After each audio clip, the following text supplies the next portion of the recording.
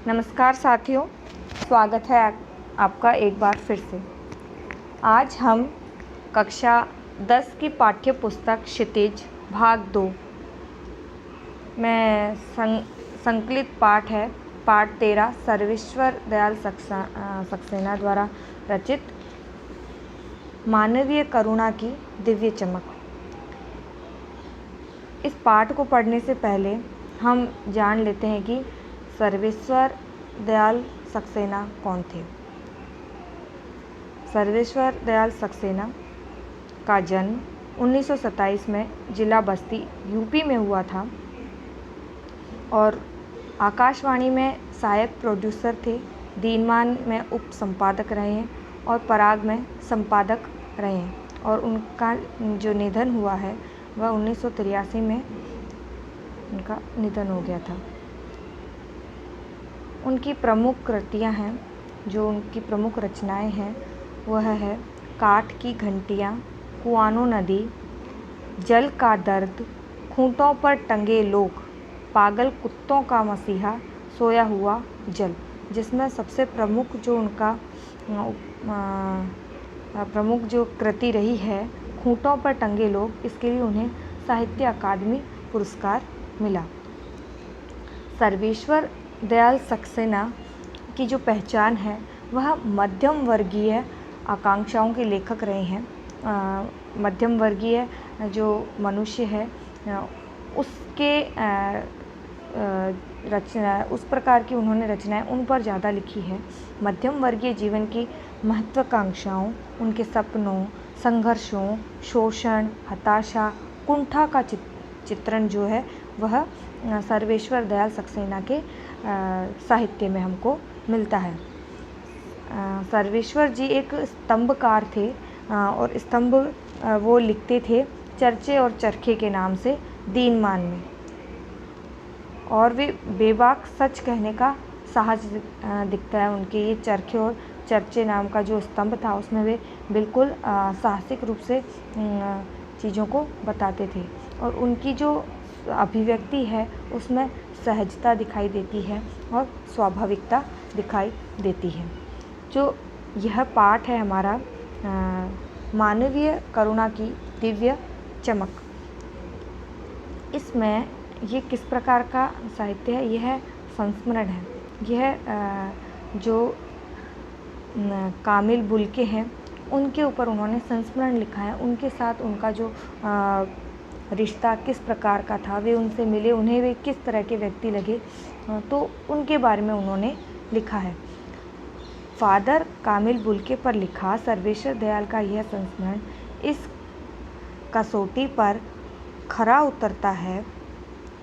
अपने को भारतीय कहने वाले फादर बुल्के का जो जन्म है वह बेल्जियम रूस के रेस चैपल शहर में, जो गिरजाओं, पादरियों, धर्मगुरुओं और संतों की भूमि कही जाती है, परंतु उन्होंने अपनी कर्म भूमि बनाया किसको? भारत को। फादर बुल्के एक सन्यासी थे परंतु पारंपरिक रूप में नहीं।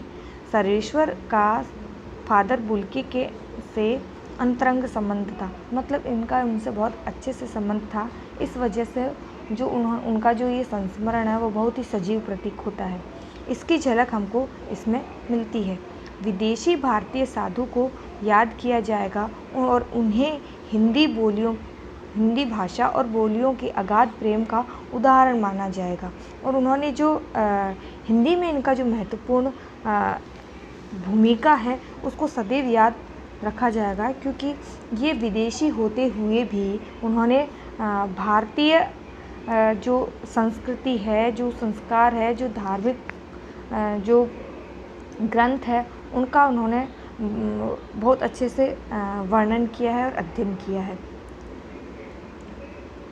अब फादर बुल्के के बारे में जान लेते हैं, जिसका वर्णन हमारे इस पाठ में है।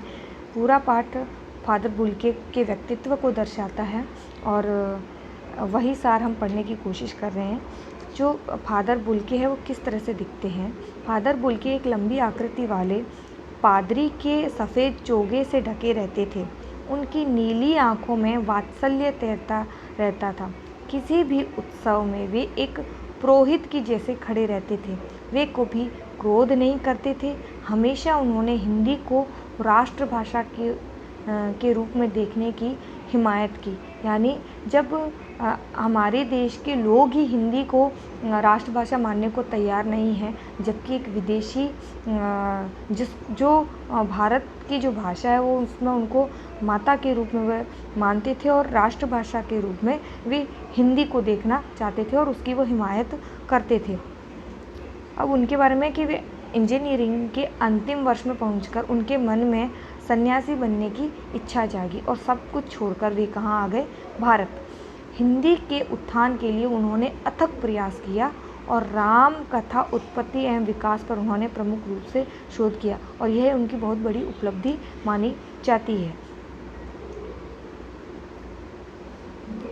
अब उनके बाद में लिखे कि वे सन्यासी नहीं थे, रिश्ता बनाते थे तो तोड़ते थे, यानी कि जिससे भी उनका संबंध बनता था तो वे उसको निभाते थे।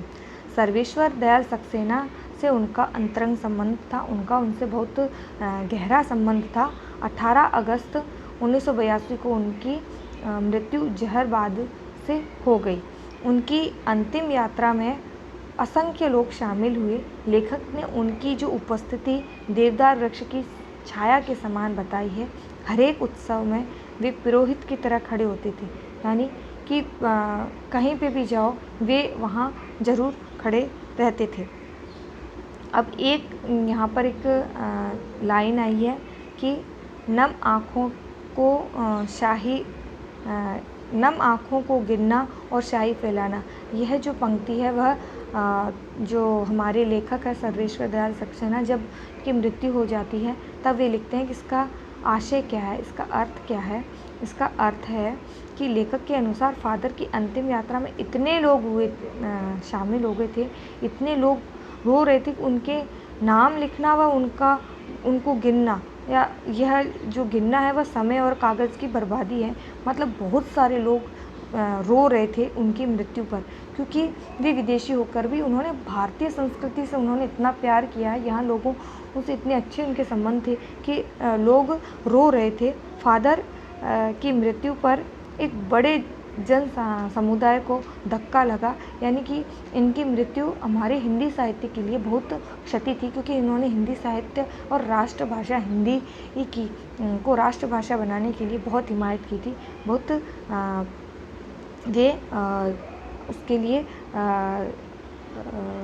उसके लिए उन्होंने बहुत प्रयास किया था।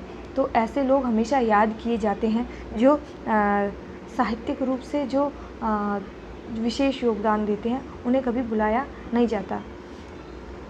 कुछ शब्द आए हुए हैं इस पाठ में जिनका अर्थ देख लें। जहरबाद यानी कि ग्रेगिन एक तरह का जहरीला और असाध्य फोड़ा था जिसकी वजह से इनकी मृत्यु हुई थी। आस्था यानी विश्वास एवं श्रद्धा। देहरी यानी दहलीज।